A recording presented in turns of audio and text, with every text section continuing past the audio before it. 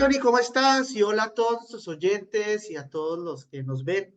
En este quinto capítulo de Asbara Rosario, durante estos capítulos hemos recorrido un montón de temáticas distintas y hoy nos queremos enfatizar en una mirada un poco más mundial, un poco más geopolítica. Johnny, cuéntanos un poco sobre nuestro siguiente invitado. Hola Jackie, ¿cómo estás? Un gusto nuevamente participar en el podcast y un saludo a toda la audiencia. Bien, como comentabas, hoy tendremos el gusto y el placer de tener como invitado a Julián Schlinderman. Julián hace poco también tuvo la posibilidad de brindarnos una exposición en la Facultad de Rosario hace breves meses.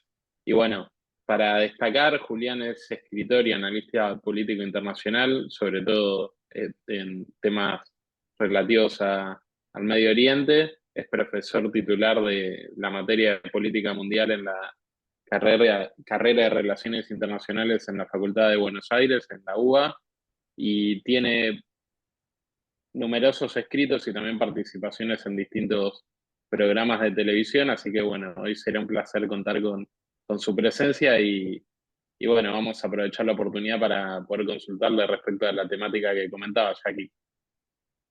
Sí, entonces, sin mucho más por decir, le damos la bienvenida a nuestro siguiente invitado.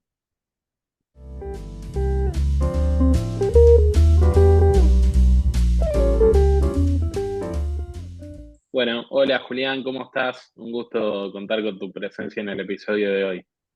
Al contrario, un gran gusto ser recibido por ustedes. ¿Cómo les va? Hola, Muchísimas Julián. gracias, todo bien. Como dijimos en la introducción, Julián es un experto en geopolítica y nos ayudará un poco a entender una de las preguntas que más rodea un poco la situación y lo que tiene que ver más a la parte mundial y no la parte solo específica de Israel. Queríamos comenzar con una pregunta así para dirigirnos un poco en el tema. Estados Unidos, se habla mucho de Estados Unidos y su influencia tanto en el Medio Oriente como la presión que genera para lograr un acuerdo de secuestrado, no lograrlo, que si presiona a Qatar, que presiona a Egipto. Queríamos entender un poco, en realidad, cuánta influencia tiene Estados Unidos y si en realidad puede cambiar algo. Bueno, Estados Unidos tiene influencia en Israel, por supuesto, por los lazos históricos de las dos naciones desde los años 60 en adelante. Tiene también no diría una dependencia militar, pero sí es cierto, Estados Unidos le provee armamentos, municiones a Israel para esta guerra específica en particular. Tiene la cobertura que le da Estados Unidos en el Consejo de Seguridad de las Naciones Unidas para evitar que Rusia, China y otros pasen resoluciones muy hostiles a Israel, ¿no? De manera que yo diría que sí, tiene influencia. Ahora, lo que está ocurriendo con Estados Unidos es que esta administración parece, bueno, estar en campaña electoral. Este año Joe Biden se busca la reelección. Está teniendo problemas con el flanco más izquierdista dentro del Partido Demócrata, que es muy antisionista, y él hubiera deseado no tener que lidiar con ninguna guerra, y a falta de una tiene dos, la de Medio Oriente y la de Ucrania en Europa. De manera que se lo ve como un poco impaciente. Como a Hamas no lo puede presionar, básicamente, podría ir por el lado de Turquía, de Qatar, de Irán, pero elige no hacerlo mucho, presiona a Israel. Y esto se está expresando en un viraje apreciable, preocupante, que es que, ni bien ocurrió la masacre del 7 de octubre, Biden declaró públicamente que él era un gran sionista y ofreció apoyo a Israel y viajó a Estados Unidos y envió a su ministro de Defensa y de Cancillería, etcétera. Pero con el tiempo esto empezó a menguar y ahora está creando muchas presiones sobre Israel, eh, creándole una falsa imagen de un Estado desconsiderado con la población civil gazatí, pidiendo que detenga operaciones militares que van a seguir poniendo en riesgo a los civiles de Gaza, creando comisiones de investigación acerca de si Israel usó armamento prohibido o cosas por el estilo, y retóricamente faltándole el respeto al primer ministro de Israel con trascendidos de prensa, de manera que es un poco inquietante el viraje y yo lo atribuyo sobre todo, por un lado, a la ideología del Partido Demócrata de la que Biden es parte y por otro lado la campaña electoral en la que ya arranca este año. Y con respecto a eso, Julián, que justo recién lo comentabas, se ven las noticias también que hay todo el tiempo idas y vueltas entre Netanyahu y Biden, y se observa que hay como una relación bastante tensa entre los dos mandatarios. ¿Eso crees que también puede llegar a afectar la relación entre Israel y Estados Unidos en lo que tiene que ver con el conflicto con Hamas? Sí, por supuesto que sí, porque si bien los intereses de las naciones van por un carril distinto al rapport personal entre los líderes, esto último es importante. Es importante si se llevan bien, si se respetan o si por el contrario tienen roces y muchas diferencias. Y en este momento hay muchas diferencias. Yo creo que Estados Unidos está poniendo demasiada presión sobre Israel.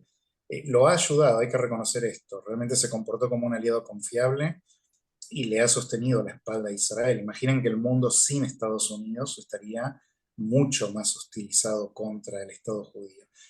Pero es cierto que también está esta ambivalencia, estas críticas un poco desubicadas, que no las escuchamos pronunciar contra, por ejemplo, el líder de Irán, o el de Turquía, o el de Qatar, para tratar de presionarlos, incluso sobre Hamas mismo. Hay oficiales de Estados Unidos, en particular del Departamento de Estado y del Consejo de Seguridad Nacional de la Casa Blanca, que han declarado que esperarían que el mundo libre esté más enfático contra Hamas y no solo contra Israel. Esto es verdad, pero también es cierto que están creando esta impresión de que hay mucho, en inglés se dice daylight, como que hay mucha distancia en este momento entre Biden y Netanyahu. Y eso no es bueno para la alianza y no es bueno para la imagen de la alianza en el marco de una guerra. Y ahora, haciendo un poco zoom out, un poco de Israel.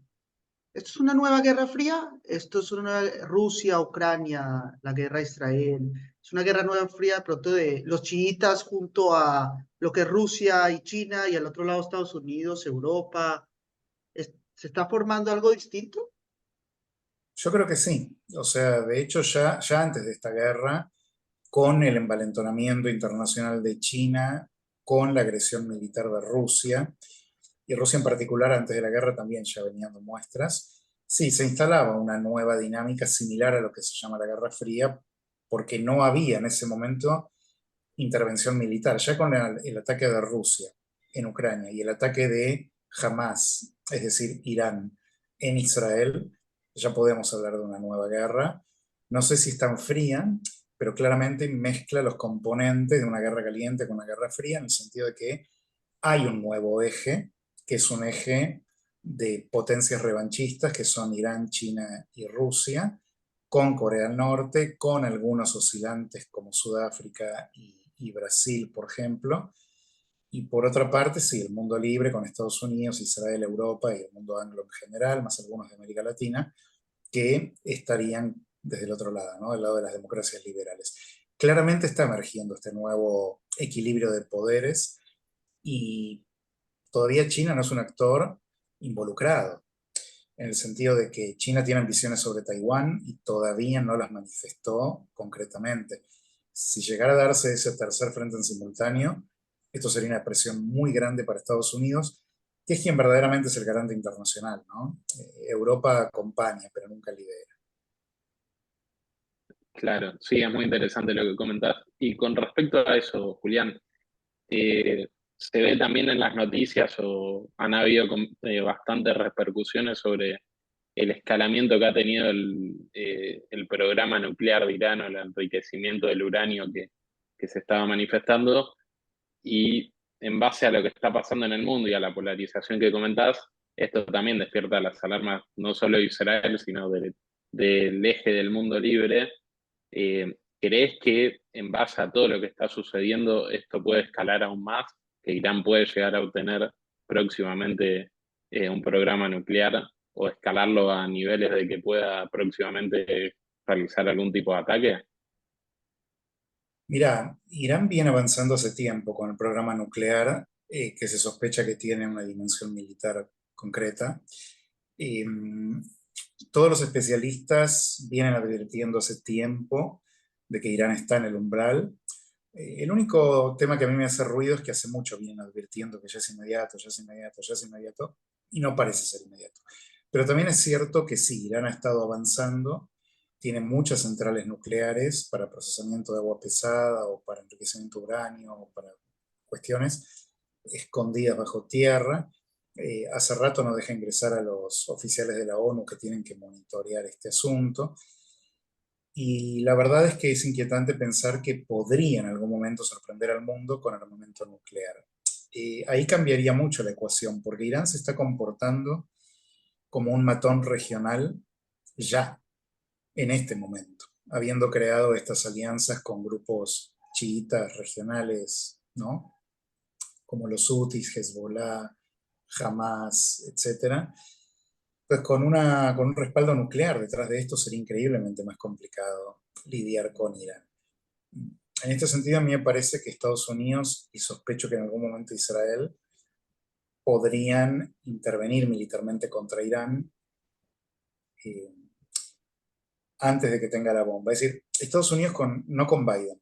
Biden está constantemente promocionando la idea de que no quiere escalar la guerra, de que no quiere involucrar a Estados Unidos en las guerras regionales. Él va a priorizar la campaña. No creo que Estados Unidos, a menos que haya un súper acontecimiento, haga algo directo contra Irán. Pero Israel no sé, porque Israel sabe perfectamente, o sea, Estados Unidos también lo sabe, pero Israel sabe y puede actuar en algún momento de quiebre de equilibrio, de dejar de atacar a lo que Naftali Bennett, un ex premier, dijo, los tentáculos del pulpo y no la cabeza del pulpo. ¿Cuándo eso ocurriría? Creo yo sería que Irán ya concretamente esté al límite de la bomba nuclear. Yo creo que Israel eso no lo puede permitir. Y por otro lado, si empieza a escalar demasiado con Hezbollah y con los Hutis y con Hamas y las milicias chiitas iraquíes, si ya se transforma realmente en un caos de agresión importante, creería que Israel respondería en Teherán directamente. Y un cambio de gobierno en Estados Unidos. Vemos las encuestas y vemos que los republicanos ganan tanto con Nikki Haley como con Trump. No, no se ve que Biden le pueda ganar por ahora a Trump. Eh, ¿Piensas que si el actor es Trump, va a haber otro temblor gigante? Mira, no estoy seguro de quién va a ganar esa elección. Con Nikki Haley creería que gana Nikki Haley, la Casa Blanca, por juventud, por mujer, por un montón de cosas. Y por el desgaste propio de una administración que viene con muchas guerras, un presidente que es medio mentalmente cuestionado y demás. Trump es una figura arrolladora en las filas republicanas, no estoy tan seguro que a nivel nacional esta vez, porque ya se vio, digamos, se vieron los aspectos malos de su personalidad, y hay muchos republicanos que quizás no quieren una repetición de un gobierno caótico como el de Trump, si bien fue súper pro-israelí, ¿no? Esto sin duda. De modo que habría que ver, pero supongamos que hay un cambio de gobierno a favor de los republicanos. Sí, esto cambiaría mucho porque tanto Trump como Haley son dos duros, son halcones, no son dos palomitas apaciguantes, de manera que creería que cambiaría mucho la ecuación. En el caso de Haley y Trump hay diferencias. En relación a Irán y a China, creería que están en la misma página, más o menos. Con Rusia no. En el caso de Rusia, Trump es pro-Putin y Nikki Haley no. Es probable que Ucrania pierda la guerra si Trump es el presidente, que lo sacrifique. Pero bueno, en el caso de Taiwán y el caso de Israel estarían más a resguardo.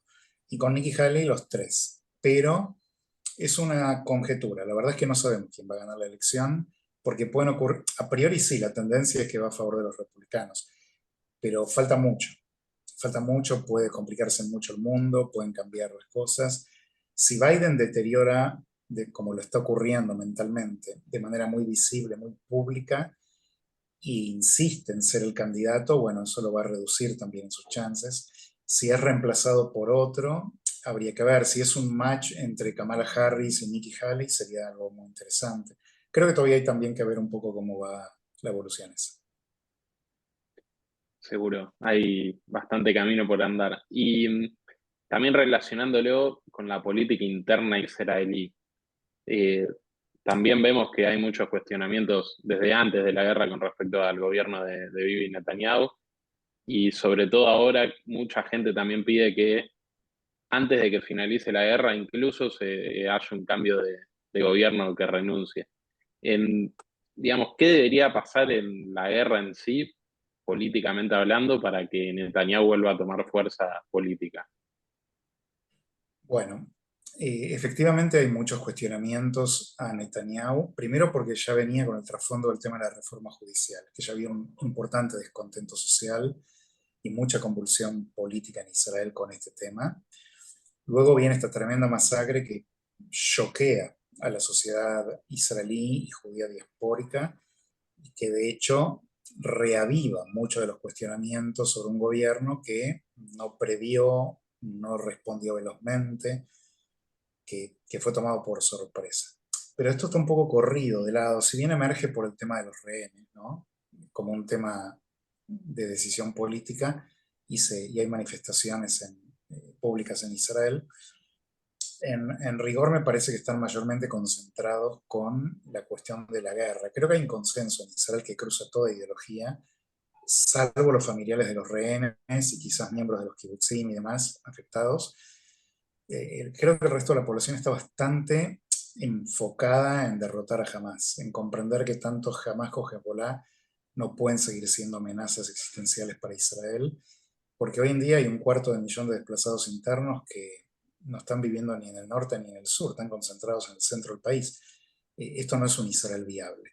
De manera que en este sentido, salvo aquellos que tienen familiares directos, que es inimaginable el dolor que están atravesando y comprensiblemente entonces pidan porque sea prioritario el retorno, ¿no?, al salvataje de los rehenes. Creo que buena parte de la sociedad en esto sí creo que apoya al gobierno, no porque les guste Netanyahu, no porque les guste los socios de Netanyahu, sino porque en general en épocas de guerra Israel se cohesiona.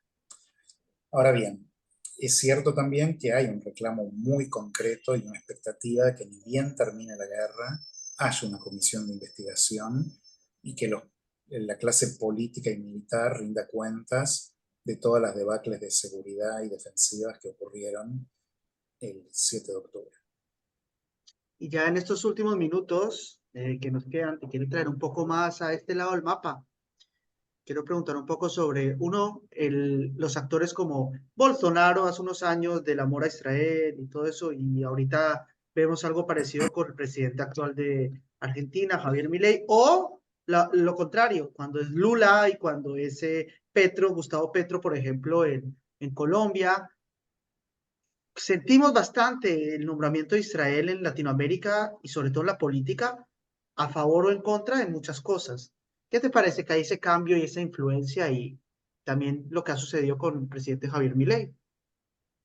Sí, efectivamente hay una convulsión política en la región, mucho cambio. Colombia, que era históricamente pro-israelí con los gobiernos de derecha, hoy está en manos de un izquierdista ex-terrorista que es totalmente antisionista. Chile, que históricamente también era un aliado absoluto de Occidente, del mundo libre, etc. Con Boric, bueno, no es tan radical como se imaginó la gente, y me incluyo, pero es un tipo de izquierda. Y Argentina, que venía con mucha estela kirchnerista, izquierdista, antisionista, de repente encuentra en la figura de un Milei, un pro-israelí importante, que hizo de Israel su primera visita internacional, que declaró que quiere designar a Hamas como grupo terrorista, que declaró que quiere mover la embajada de Tel Aviv a Jerusalén e incluso convertirse al judaísmo, aunque dijo que durante la presidencia no cree que sea posible por razones de Estado, ¿no? La canciller de Milei, sin embargo, Diana Mondino, puso paños fríos al tema del desplazamiento de la embajada, diciendo que eso lleva muchos años, de manera que habrá que ver ese tema, ¿no? Pero de todo, más allá del tema de la embajada, que es un tema simbólico, esencialmente, lo central acá es la política exterior de Argentina, que va a ser favorable a Israel claramente, ¿no? De modo que en este sentido es un cambio muy importante, porque Argentina contiene la comunidad judía latinoamericana más grande de la región, y porque el alineamiento con Israel y con Estados Unidos, a su vez, augura un distanciamiento de Irán, que esto es lo más importante en términos bilaterales, ¿no?, para la Argentina. No ser parte, quizás en la ONU, del coro de los que votan en contra de Israel automáticamente y demás. Y sobre todo para inyectar un poco de, digamos, una mirada que legitima a Israel ante la opinión pública, que en general lo ve como algo radiactivo. Y en este sentido, ver al presidente de la nación tan pro-israelí puede ayudar a mejorar la imagen de Israel por la Argentina y Sudamérica en general. Ok, Te agradecemos primero que todo por tu tiempo. Creo que logramos abarcar un poco las temáticas. ¿Quieres algo más que quieras agregar, que quieras decirnos, que te quedó ahí en la punta de la lengua? Siempre es invitado. No, no, bueno, les agradezco mucho la invitación, creo que fue una dinámica de preguntas muy buena, nos permitió abordar varios temas. Y no, diría simplemente el tema adicional de la preocupación antisemita para todos los judíos de la diáspora, donde hay una gran paradoja porque los israelíes padecieron el peor ataque terrorista en su historia, los judíos el peor ataque antisemita del Holocausto, y lejos de disparar comprensión y simpatía internacional, esto disparó el peor momento para los judíos a nivel mundial, también desde la Segunda Guerra Mundial. Entonces, esto como grave es para estar alertas. Hay un mundo ahí afuera en el cual tenemos aliados y amigos, pero también tenemos muchos enemigos, y nos cabe a las comunidades judías estar entonces generando los mecanismos defensivos y de cohesión para dar respuesta a esas amenazas. Concuerdo, es preocupante y también por eso es este proyecto. Creo que tenemos que abarcarlo de muchas maneras el antisemitismo, con educación, con enseñanza, con que conozcan que el judío no anda con cola y cuernos por todo el mundo, sino que somos personas, y cambiar un poco la imagen, logrando de maneras distintas. Eh, Ojalá que se dé, ojalá que el antisemitismo se acabe en algún momento y logremos llegar a ese lugar donde nos juzguen por ser personas, sino por ser de una religión u otra. Muchas gracias por Totalmente. acompañarnos. Al contrario, un gran gusto. Muchísimas gracias, Julián, fue un placer. Lo mismo digo. Gracias a ustedes. Y a nuestros oyentes y a los que nos ven, les queremos agradecer por este nuevo capítulo y los esperamos la próxima semana.